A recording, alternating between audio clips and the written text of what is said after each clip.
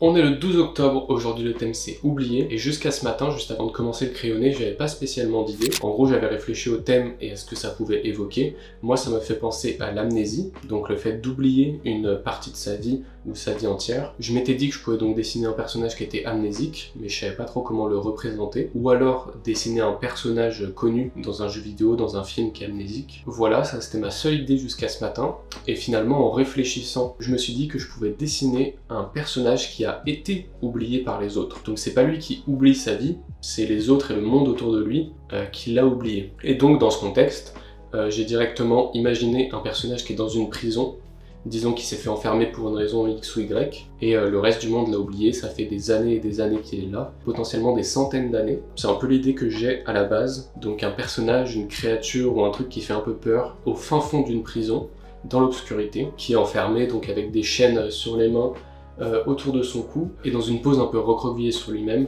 en mode il attend là depuis des années, et il doit bien s'ennuyer en vrai.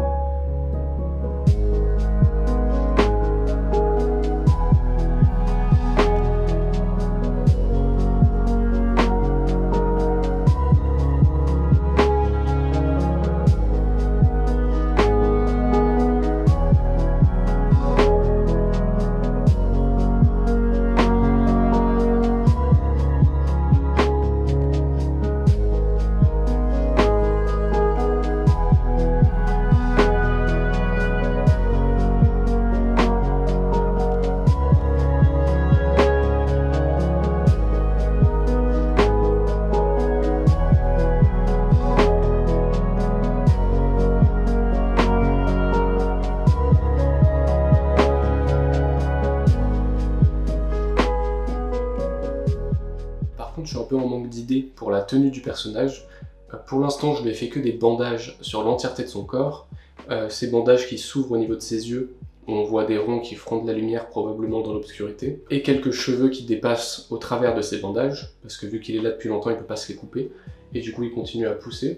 Je devrais peut-être les faire encore plus longs que ce que j'ai fait sur le dessin actuellement, et donc l'objectif c'est de montrer qu'un maximum de temps est passé.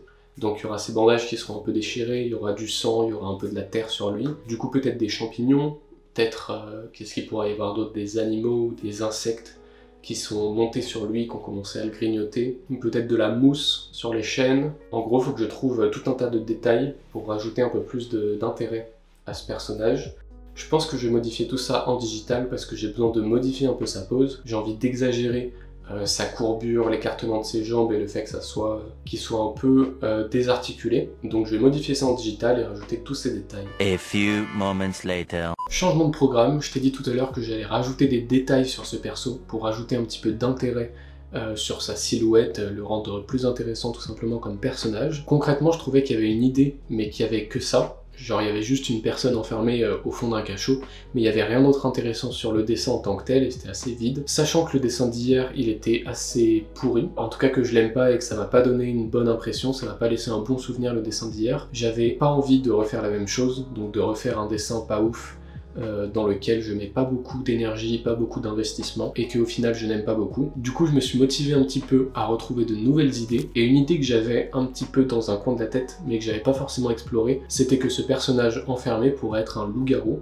donc tout simplement pour aller avec le côté de c'est une créature qu'on a enfermée parce qu'elle était trop puissante, et ensuite on l'a oublié dans ces catacombes, et puis aussi ça colle avec le thème d'octobre, qui est le mois d'Halloween, et donc un loup-garou, c'est le personnage parfait pour cette situation. Et du coup, comme hier, on change de style, les 10 premiers jours étaient dans un style chibi mignon, maintenant on part dans un truc plus réaliste, plus dark, ça reste toujours un peu dans mon style, mais il n'y a plus de chibi, il n'y a plus de sourire, il n'y a plus de couleurs pétantes ou quoi, on part sur des trucs plus sombres. Je pense d'ailleurs que tous les dessins dans ce style vont être en noir et blanc ou avec très peu de couleurs.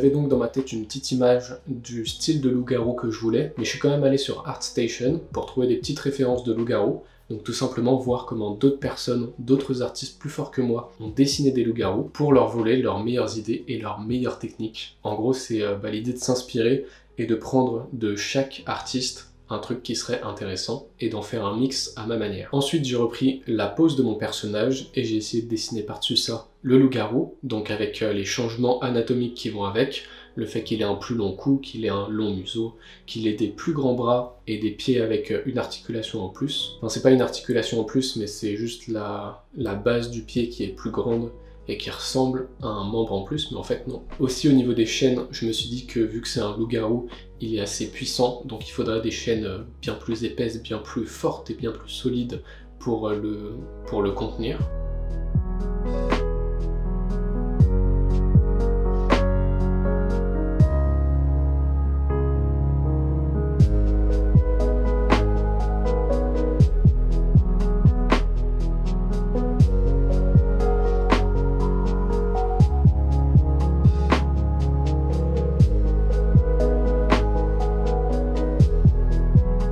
Et voilà donc notre crayonné final, je suis vraiment content du rendu, je trouve que ça part dans une très bonne direction. Je suis content de ne pas être parti sur le dessin que j'avais à la base et d'avoir poussé cette idée du loup-garou. Je suis content de l'ambiance du dessin, je suis content des formes globales du personnage. Maintenant, ce qui va me rester à faire, c'est les lines, et pour les lines, on va changer de ce qui avait été fait les jours précédents. Je vais prendre une autre brush et je vais essayer de faire un rendu un peu moins propre, un peu moins clean. On va voir ce que ça va donner, mais normalement, ça va être grave stylé.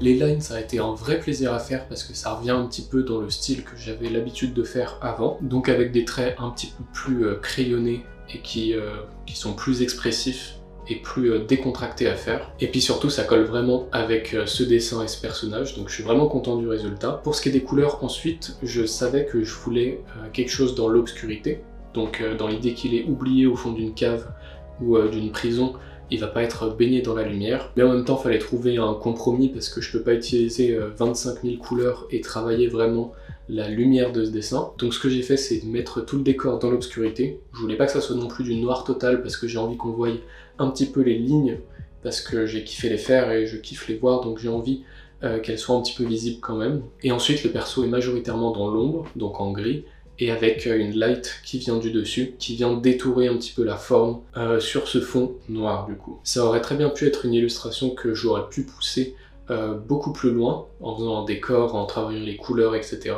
Mais étant donné que c'est Inktober, on fait avec le temps qu'on a.